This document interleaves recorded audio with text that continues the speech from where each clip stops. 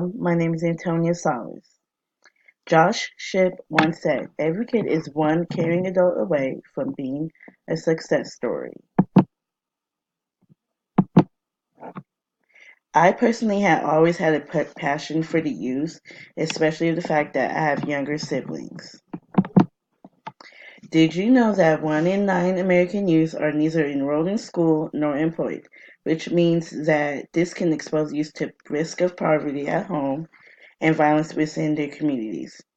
Therefore, I have decided to pursue a career as a youth case manager with the potential of becoming a judge for the juvenile courts. In 2016, I earned my associate's degree in human services from Clover Park Technical College. Soon after, I had started my internship at the Reach Center for At-Risk Youth. In 2017, I began my bachelor's degree in criminal justice at Ashford University, finishing up in 2018.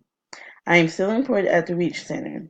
I started my master's degree for psychology in 2019. Right now, I am taking a learning and cognition class that has been teaching me about decision making, problem solving, social learning theory, behaviorism, and operant/classical conditioning.